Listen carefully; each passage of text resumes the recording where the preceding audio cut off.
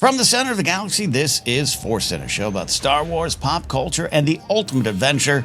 Questions about that stuff and life itself. I'm Ken Napzok. I'm Joseph Scrimshaw. Happy to be here. Happy to have you here. I was going to say Joseph's on the road, but you are at your home studio for a scant few hours as the Dead Media Tour continues. Yes, 24 hours from now, I will be in the sky, and then I'll be gone from my home for 2.5 weeks. Yeah, going to hit the road big time. You are a rock star, sir. Rock star. We're here to talk about Star Wars questions. We got a question from our audience members. We one question today. We picking it from Patreon. What am I trying to say? I don't know. Maybe that's because I'm trying to get the script to remind me of our sponsor that we talk about every day. This episode is brought to you by Shop on Fourth Wall. Check out our merch store there. Pick up a T-shirt, a pint glass, something. And I have on my calendar ad stickers. I finally had to put it on the calendar. Today's not the day. I don't have time for it today, but I'm going to do it this weekend. But head to ForceCenter-shop.fourthwall.com, ForceCenter-shop.fourthwall.com to get some merch. We're still reaching towards our goal on Patreon, and I should have checked the numbers. I'm just discombobulated. You know, we normally don't record on this day, Joseph. I don't know what's going on. It's very, very confusing. Yeah. So we are beneath our goal, which makes sense because that's why it's a goal. Right. We would love to get up to 417 paid patrons on Patreon. We have had a little dip, which is normal. But yeah, we're not even going to set a goal right now. How about by the time I personally watch Mandalorian Grogu on physical media? There you go. Which is maybe around October 1st. I'll have time for that. So by October 1st, we would love to get to 417 paid patrons on Patreon. We like being jokey about this because the truth is we need more Patreon members to keep going and growing. But we also know it's a weird and difficult time for folks financially and all that jazz. But we really do love the community that we've been building up a lot through this Patreon because it gives you access to the Discord and our call-in shows and getting to know folks better. And all that is because of the Patreon. It is indeed, and there you get into our Discord, or you get to ask questions like these here on the Star Wars Questions episode. Little time for life adventures, at least on your end. You are in the middle of this Dead Media, the bonus features tour. This episode should come out before your next event, if I am any good at getting things out with speed. But how's it going, and where's the update, and where can they follow your adventures for the next 2.5 weeks when you're on the road? Yeah, it's going really, really well. The premiere event we had in LA was fantastic. We played a bunch of different theaters. We played the Frida in Santa Ana, which was just a fantastic, amazing theater. And I did some social media about it. But they were playing one of my very, very favorite, most influential films of all time, Twin Peaks: Fire Walk with Me, at the same time. I haven't put it on social media, but they're like, hey, you can wait in the projection room. And so I was able to watch Fire Walk with Me through the little projection window. And nice. Amazing. But yeah, great time there. The response to the film has been fantastic. I know you, Ken, are also a student of audiences. And I think, being live comedy performers, even, when you're not doing a show, you're sitting in the audience and going like, where's the energy wave? How's it going? And that's one thing with a live performance where performers can adapt or not and change the energy of the room. And it's so fascinating to watch the film. Like the film is the film. But the room changes, the audience changes, the response changes, just like in terms of like, what parts of the film folks gravitate to, and then we do the Q&A afterwards. So folks will be like, we really love the comedy in the film. And the next day will be like, we really love some of the sad parts of the film.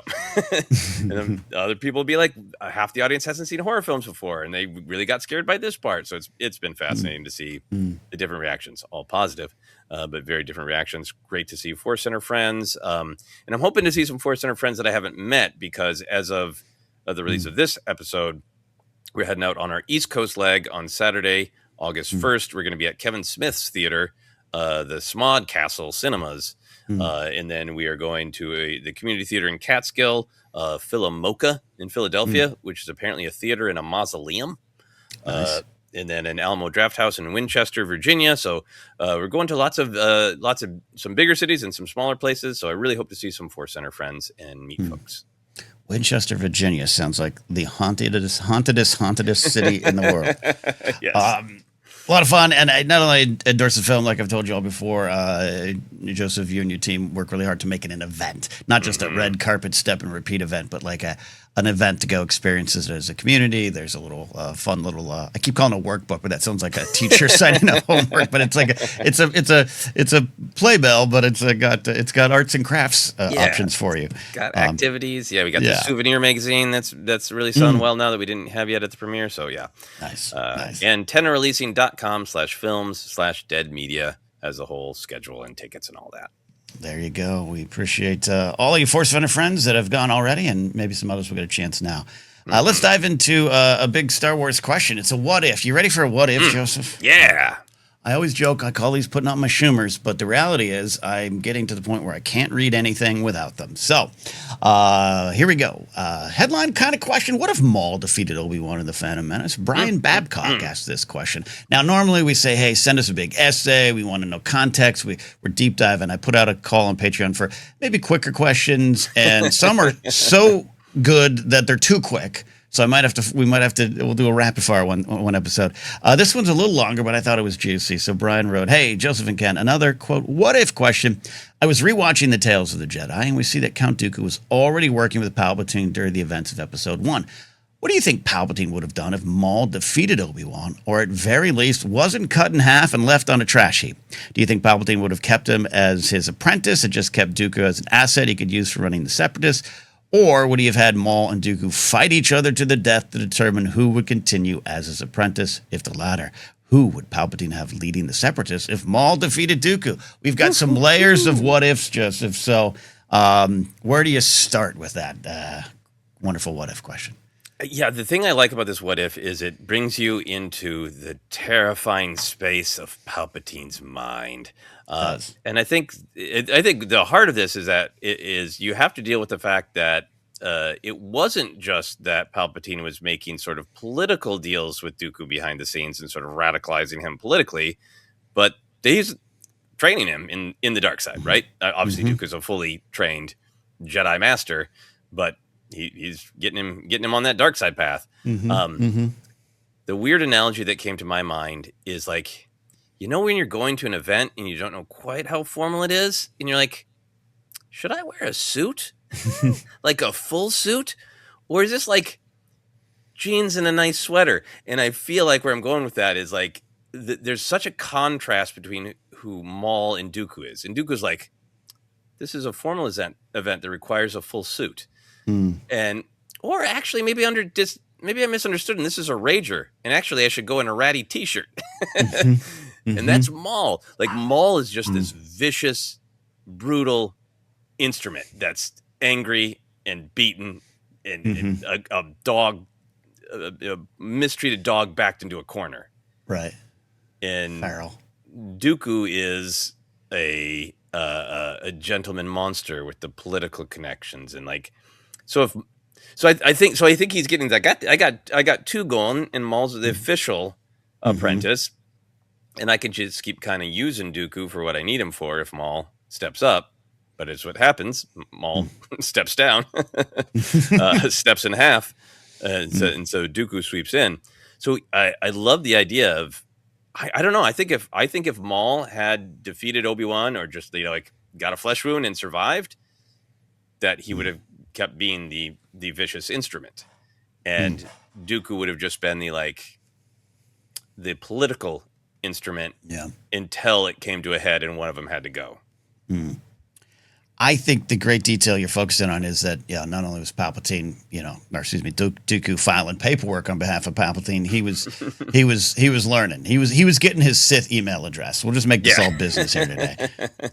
So that, and that tracks with all the things we know of the Sith and Palpatine in general. I think the Star Wars comics, especially from 2014, 2015 range, showed us, as wild as some of those stories got, and I do love the early runs, but, Palpatine was like, I got a list of 9 possible replacements for you, Vader, so step it up and let me F with you all along the way. So it tracks that Palpatine's always got plan B, plan C, plan D, and beyond.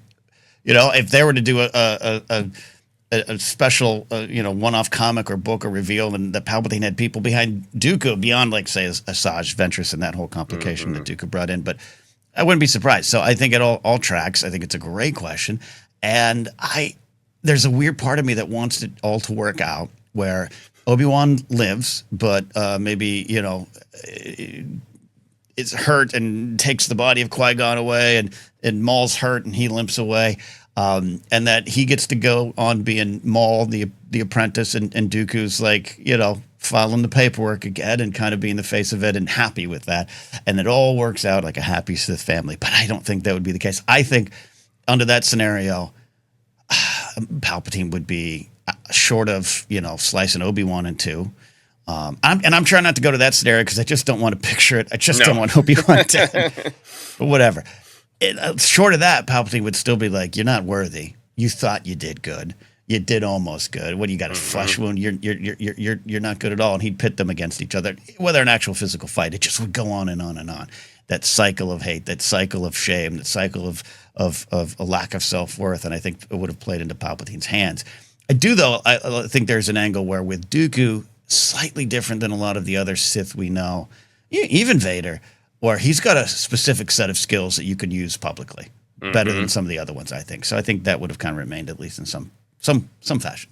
Yeah, because he needs Dooku in the version of the plan that Palpatine executed, and he's always got different plans. He needs Dooku to be the face of the Separatist movement, and that wasn't going to be Maul. No. At last. Last we will break away. I also wonder if Maul lived and he's got Maul and Dooku cooking at the same time. I don't think Maul is aware of Dooku. Dooku's probably aware of Maul because he's the official apprentice. So Dooku is probably going to be like, yeah, at some point that guy's got to go. But I wonder if one of the other things, like, well, so Maul doesn't go off the grid in Phantom Menace. Palpatine lets the Jedi know about the Sith, right? Because he could have sent Maul out to be like, quietly kill these guys, don't be seen, you failed if you're seen. But, Maul's famous line, one of his few lines, at last we will reveal ourselves. Yeah. And Palpatine isn't like, get it done quietly. So it's like, his press release, like, the Sith are back, right? Yeah. So if Maul lived, I think he would have probably continued to terrorize the Jedi, like keep Maul back, and then every once in a while pick off a vulnerable Jedi, go to a certain system and cause terror. And then, if he needed, he could hang Dooku out as the master. Yeah. I like that idea. I like that idea a lot. And I also am envisioning Ian McDermott go, it's not time to do it. As Maul is champing at the bit there. I think it's interesting. I think I really agree with you that, like, Maul wouldn't even, under any circumstance, lead the Separatists. However, I wonder if he felt that. The plan wasn't fully in place. I agree with you. Maul's probably in the dark a little bit about what's going on, even though he's aware of it. And later on, we have that kind of, an animation of like, oh, the plan's working. Oh, wow, I heard about that. But I wonder if there was when Maul kind of comes back, if there's a little bit of, I'll show him, I'll run some of these cartels and underworlds, because I bet I never would have been given that ball to lead the Separatists. I wonder if that would be a play in Maul's heart at all. I think so. I think he absolutely would have been capable of. Dooku's got that. I'm a grand statesman, and I've stepped away from the Jedi, and I've reconnected with my home world, and I'm this ambassador of Sereno and our people. And like, he's got a lot more going for him than, hey, everyone in the galaxy, listen to Satan guy. But we know that Maul is actually incredibly charismatic and a leader who does inspire some amount of loyalty through fear and other means. So I hugely think when he comes back and he's like, oh, and you replaced me with this guy. And like we talked about it a lot with Maul Shadow Lord. I think a lot of it is like, I can do I'm not just a killer. I am a killer and I'm real good at it. But I'm also this master manipulator, big picture idea guy, just like Dooku, just like you, So maybe Maul would have been like, get rid of this old man with the cape and put me in charge, Yeah. I can do press events. I could appear in podcasts talking about policy. That's kind of another what if. Brian's got a few what ifs in here, and so let's just play it out. We'll face our fears, Joseph. Obi-Wan's murdered. Qui-Gon's murdered. Maul does a twofer, and he's powerful and he's confident. Yeah. And he withholds any challenger, or holds off any challenges from Dooku. And let's say he does the old Sith thing and he works alongside Palpatine, and then takes him out. Would the Empire have been as successful? And I hate saying it's successful, but in some ways, for 19 years, it was. You know what I mean by that. It's like rooting for Tywin Lannister. I think he's got skills. I don't like the game he's played. I don't like him, but I'm trying to. I'm trying to envision Maul being Supreme Chancellor. People are like, I'm not voting for this guy. I'm not going behind this guy. Though you're right, he is charismatic and can lead. Yeah. I think if he cleared Dooku and Palpatine from the board, no, I think somebody might have been able to get through to him, especially in the psychology we're diving into with Maul Shadow Lord. Right. Palpatine is the original trauma. Palpatine is, and I kept going back to those lines from the Clone Wars when we first find him in the trash heap with his spider legs and butt. Yeah. Always remember I am Hunter. Always remember I am fear. Always remember I am nothing. Always remember I am filth. In that, like that psychology that Palpatine is like, you are both nothing and you have to be the best. And I decide on Tuesday, you're the best ever. And on Wednesday, you're filth and nothing again. Just that standard, horrific abuser tactics. I don't know. I think somebody could have got through to him, right? I think. Yes. I mean, maybe Savage just goes to him and goes, brother, you don't need to do all this. Right. Brother, just elect people. Like, come back home. We'll have picnics. Brother, it's fun. Like, I think deep down he wants connection and he wants to be loved. And the wound of Palpatine's existence is he's not going to get over that psychology while Palpatine exists. But with Palpatine gone, maybe somebody could have got through to him. Yeah, obviously, if he destroys Palpatine, there's still a hole in his soul, right? That's the lesson we all got to learn. The trauma goes deeper than even the thing causing it. Might be a way to look at it with him, and so that might be, I'm not saying he's suddenly going to be like, you know what, this is a softer Empire. This is the Maul-verse. It's different, but I like what you're saying that there's. Yeah, and I don't think he'd be easier to control. Palpatine had the ultimate control. But like someone like Masameda in Maul's ear is going to go a lot different than it does with old Sheev. Oh yeah, I think Masameda's losing that flicky tongue real quick. I think one. Yes. Yeah. I don't think Maul has no. Do you think he pulls like is he like a Vader, where he's slicing a lot of early Imperial leaders in half? Because Palpatine definitely encouraged that. Like Palpatine wasn't like, Vader, did you kill Ozzel? Let's not do that. I just turned Palpatine into Lorne Michaels. Let's not do that. Unless this was conversations that I haven't seen before in the comics or something like that. I think there's an early one where Vader just like kills an entire Star Destroyer bridge crew, and Palpatine's like, yes, be choosy. You're right, Vader. It's great that you killed, but let's be picky about it. So that kind of is in line with what I'm thinking. Where Palpatine knows how to rule it away. That's one of the scariest things about him is he can rally people around him early on. He gets the vote. He gets the sympathy. He knows how to play it. He's a politician through and through in that sense. But yeah, Maul would slice Masameda's horns off for sure. Mm-hmm. Do you know the Peggy Lee song? Is That All There Is? I think so. It's this weird existential dread song, right? There's the chorus of "Is That All There Is," but then the verses are this kind of weird spoken thing about I was told what a fire was, but then my house burned down, and is that all there is? I was told you'd fall in love, and then I fell in love, and is that all? It's that weird sort of like it's very existential dread. Anyway, the reason that I bring up Peggy Lee while talking about Maul is I feel like if he climbed to the top, he's so been trained to just get power to validate yourself. If Palpatine was gone, I think he'd be sitting there listening to the Peggy Lee song, Is That All There Is? Of like, yes. And that's a little, I think that's where Charles Soule will go in this new Kylo Ren comic book, because he already has a little bit of like, before Kylo/Ben knows Palpatine is back, he's still being haunted by all the father figures. He's haunted in his soul by his dad, by Luke. Yeah. But Snoke's gone. He's in charge. And I think he's dealing with some, is that all there is? Of what am I, he wants Rey, but in terms of that sort of like that Sith cycle of get yourself to the top. Like, okay, well, we kind of conquered the galaxy and I killed Snoke and my dad's dead and Luke's dead, and a lot of his focus is on Rey, but there's a real great, I have what I want. Right. It's like the end of The Graduate too, of that famous shot of they get what they want, and then they're like, well, what's next now that we have what we want? Yeah.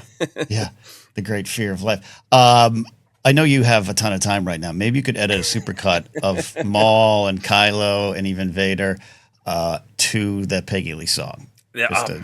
God, I would love to do that. Just slap that together real quick. The scenes of Anakin burning when they're talking about a fire. Is that all there is? Oh, there is. Amazing. Yeah, no, I do love kind of diving into the Palpatine of it all. Growing up as a Star Wars fan, I wasn't aware of all this. I thought, Palpatine and Vader were just a good team. This is when I'm like 7, 8, 9, and 10. In fact, I even had that Star Wars T-shirt that was the green with the iron-on decal of Palpatine, Vader, and Luke, like this awkward family photo of Sears. I thought they were all on the same team, and so learned later on that no, Palpatine was torturing Vader the entire time. Mm-hmm. I'm not saying I like that or that's a good thing, but it's fascinating about how that is always going on. And look, there's infighting and on the rebellion. We've seen that Andor plays that out, different views of it. That's just kind of life. Mm-hmm. I was at Comic-Con recently, and I was at parties where I felt like it's just great. I don't know anyone here in this particular industry. They all seem to get along. Where I used to be in the movie news world, where those parties were just drama. Everyone was after everyone, and I'm in there too, being petty. And I was told, oh no, they're all that here's going on in the comics industry as well. Don't you worry. So I've always kind of just loved, as the stories played out a little bit more, that's the dark side, that this is always going on, that Palpatine is always looking for something better. And he's always looking to challenge you, not in the good mentor way, but in the shame-based way, in a manipulative way. So, this is fun to think about the dark machinations of your boss, Sheev. Yeah. No, I remember thinking I never got around to it, but I really wanted to do comedy sketches of Vader and Palpatine at home, and then Robot Chicken did some of that stuff. Yeah. But growing up with the original trilogy, and then it's 2005, and the end of Revenge of the Sith is, arms crossed, we're watching the Death Star be built. Like, my impression walking away from him is and now Vader just is what did he have, lunch? With Palpatine every day for 19 years, and just I knew he hunted the rest of the Jedi, but even Revenge of the Sith kind of leaves that open. I'm not you could watch Revenge of the Sith and think they got them all, but Obi-Wan and Yoda. I really left in 2005 Revenge of the Sith without any of the ancillary material we have now. Some of those canon books from back in or what are now Legends books from back in the day hadn't even come out yet. Dark Lord of the Sith. Walking out of the theater in 2005 is just this man has given up everything he loves to have the most boring 19 years of his life, because he's already killed everybody and he's just alone with this bleeping old man, just watching a space station slowly constructed. That's going to take 19 years to be built. And that Vader's going to have business meetings over it at his castle. That's funny you mentioned that scene. I'm with you on that, Phil, but also a little, now we're going off the path of this question, but this is what I love about doing this, is I love, I forget the guy who plays Tarkin in that movie. Wayne Pygram. I don't know why that one stuck with me from my trivia studying. Yeah, Wayne Pygram. I love I love it when he walks away, that it's this very all right, I'll leave you to it. He just kind of walks away all right, I'm going to go run this thing. Thank you all. But point being, and maybe we're in the same spot. It's even then in 05, and there was, you're right. There's other things out there, maybe not as much, but I thought, oh, what a unified team. Even though Palpatine had just been cackling at his pain, but as I said in the past, and especially in 05, I was a little, I didn't understand that. I wanted something a little different from the Vader turn, and instead we got what I think is absolutely perfect about the turn. But that Vader crosses his hand is all right, now we get to work. Yep.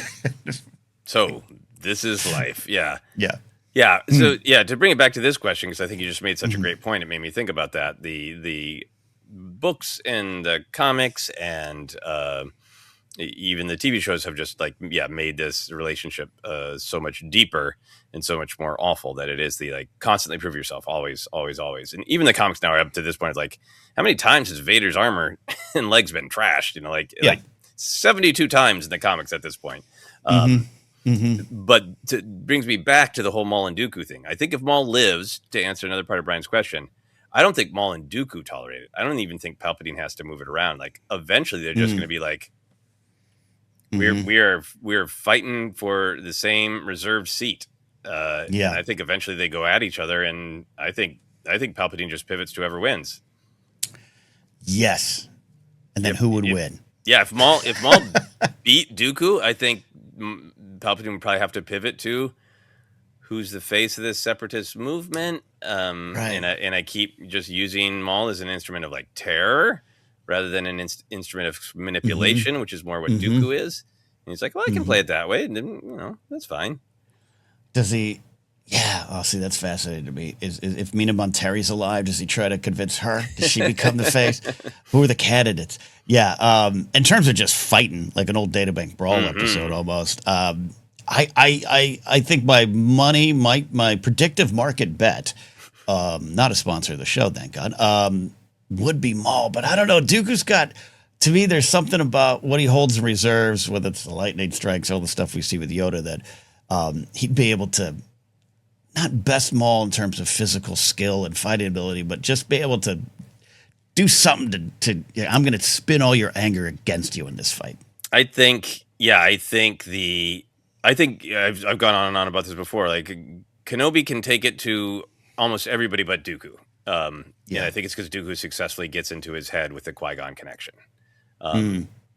And I love Maul, but one of the reasons I love him is he's so tortured, and I think Dooku could play him like a fiddle, which would, I think Dooku's got the lightning skills figured out, and I think Maul would just feel bad. I don't get lightning. What is this lightning? I was never taught that. I think he could get in Maul's head, and that would best him. And I think part of the reason Anakin beats Dooku is Dooku doesn't understand what's at stake, and Dooku's manipulation would work on other Jedi. But it is that kind of funny thing of like, hey, Dooku, do you want to be giving him the advice to tap into his anger? Because he did, and he cut your hands off. Like, I think he dies because his attempt to psychologically manipulate Anakin is a misread of, you have anger, you have aggression, but you don't use them. And Anakin's like, okay, I will. Yeah, I will. Good point, old man. Thanks. Yeah, thanks. And it's just a total misread. But I don't think it would be a misread of Maul. I think he would get in there, pry him open, and poor Maul would make mistakes. Yeah, poor Maul. He just needs a loyal robot and droid and a good team behind him. He just wants family. He just wants connection. He just wants family. But I think Maul would, like we saw him, he's a survivor. I think he'd escape. I like that. Okay, there we go. You and I are letting everyone kind of live today that we need to. But it's so, it's so weird in a wonderful way to me. Maul's always, if you know the whole story or are able to kind of read the character beyond the Phantom Menace, there is a tragedy to him, obviously, and that's why I think the twin sons' final moments is so powerful to me. The image of him in the arms of Obi-Wan and the last bit of comfort in a way, but to spend time with him in the Maul series. I was just talking about it. I met someone new, and Star Wars comes up, and that's the first thing they ask. I'd never gotten that. Usually, you're a Star Wars fan. Do you like Last Jedi? Do you like? They're like, what do you think about Maul Shadow Lord? And I was like, it's one of my favorite things. They're like, yeah, me too. It's amazing to spend that time with Maul, to see him with Spybot and the connection to a dog, basically. Like, I have more empathy for him. I still think he's bad. I still think he's an evil character in the Star Wars story, but I'm finding myself having more and more empathy for him, which is, I don't know what they intended, but I don't know if that's if that's the best thing, but that's where I am right now. Yeah. I hope they have at least a 3-season arc. We know we got season 2. I hope they announce that it's, coming in April of next year, and really keep it rolling. And then a year from now, the 3rd season, and Yeah. I hope they've been doing so much with developing his trauma and his desire for connection, and him not being willing to put that desire for connection as entirely on the surface, and realize that that is not compatible with his desire for power and to prove himself to Palpatine and all those things. I hope they push him to the brink, and I hope we get to see him right on the precipice of being able to make a choice that would have been better for him. I think that would just really complete the picture of this character. It would, and yeah, to be clear, I think people get where I'm coming from. Like, this is one of those, like, I now understand the villain. I just think there's tragedy in his life from the beginning, but it's still a lesson of what you said. You are still the choices you make. You are still not as good as the next choice in front of you, but you have an opportunity to make a better choice in front of you. And Maul continues to not. But it's been fascinating to watch. Yeah. Great question. Great question, Brian. It took us to a lot of different spots. That's what we like. From who would win a lightsaber fight to the broken souls of these Sith Lords that we kind of sometimes like to root against and not root for, but understand. All right. There you go. That's it for us. Star Wars questions. You got one on Patreon, go to the post. I'll probably put another post up as well to bump it to the top, and we'll keep doing this. It's fun to do this, especially while Joseph's on the road with Dead Media. We have a little less time. It's good to just jump into the Star Wars world and explore it. So we're out of here today. You can find us on social media at ForceCenter or ForceCenter Pod on Facebook. You can find us as a podcast. Don't you forget, we release our Databank Brawl. Speaking of it, Dooku and Maul did appear in it.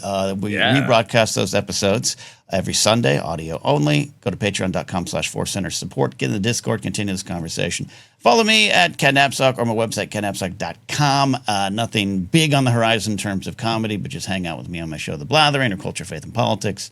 ASMR, Castly Talk, all the things are there. And, sir, as we said up top, you got a good thing going with the Dead Media bonus features tour. You told them where they can find it, but let's say it again. Yeah, so if you want to find out where the film is screening, you can go to antennareleasing.com/films/dead media.